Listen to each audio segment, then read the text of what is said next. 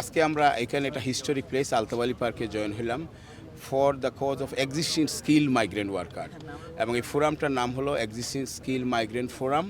কারণ যারা এই দেশে স্কিল মাইগ্রেন্টে চলে আসছেন তারা একটা প্ল্যান নিয়ে আসছেন যে তারা 5 ইয়ার্স রুট সেটেলমেন্টে আসছেন।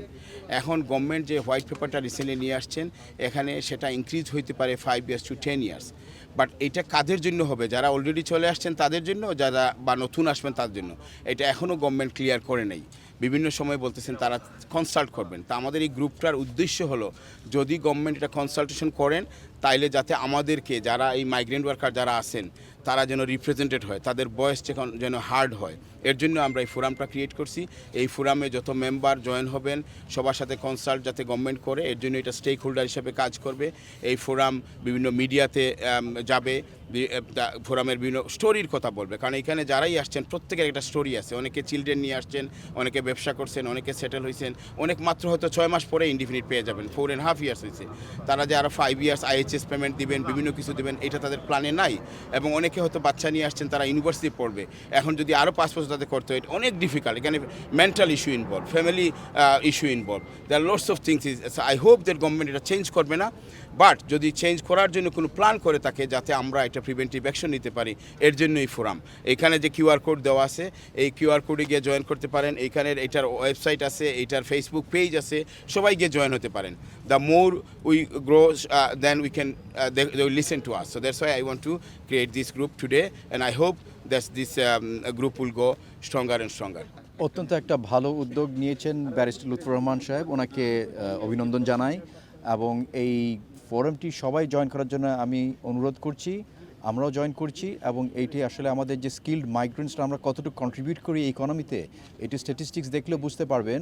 আমি প্রায় 20 বছরের আগের একটা স্ট্যাটিস্টিক্স বলছি যেটা এশিয়ান বিজনেস অ্যাসোসিয়েশনে বলা হয়েছিল। লর্ড বিলি মরিয়া বলেছিলেন যে 3% আমাদের এশিয়ান কমিউনিটি 10.3% কন্ট্রিবিউট করে জিডিপিতে। তারা বুঝতেই পারছেন যে আমাদের যে কন্ট্রিবিউশনটা আসলে ফেলে দেওয়ার মতো নয়। আমরা অনেক কন্ট্রিবিউট করি এবং প্রতিটি স্কিল্ড মাইগ্রেন্টই কিন্তু কন্ট্রিবিউট করছে, যেই ন্যাশনালিটি থেকে আসুক না কেন।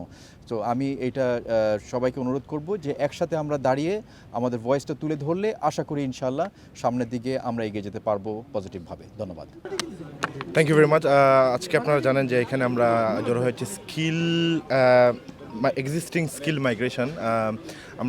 আপনারা জানেন যে আমরা স্কিল মাইগ্রেশন নিয়ে কাজ করি। আজকে আমরা ব্যারিস্টার লুৎফর রহমানের উদ্যোগে আমরা এখানে যারা জড়িত হয়েছি তাদের দাবি একটাই যে ইউকে গভর্নমেন্ট তারা চাচ্ছে যে 5 বছরের রুটকে 10 বছরে আনার জন্য, যদি এটা ইমপ্লিমেন্ট হয়ে যায় যাতে আমরা এইটার বিরুদ্ধে আমাদের বয়েসটা ক্লিয়ার করতে পারি এবং বিহাফ অফ অল ইমিগ্রেন্টস আমরা যাতে এটা পার্লামেন্ট পর্যন্ত পৌঁছতে পারি। আপনারা জানেন যদি এই জিনিসটা পাস হয়ে যায় তাহলে অনেকের জন্য কষ্টসাধ্য হয়ে যাবে যে 10 বছর পর্যন্ত ইউকেতে থাকা।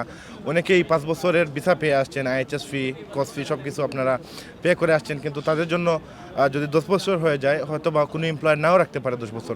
তো এটা অনেকটা বার্ডেন হয়ে যাবে সবার জন্য। এজন্যই আমরা ইমিডিয়েট অ্যাকশন নিছি এটার বিপক্ষে এবং লেটস সি এটা কতটুকু পর্যন্ত যায় এবং আপনাদের সবার আমরা সহায়তা কামনা করি।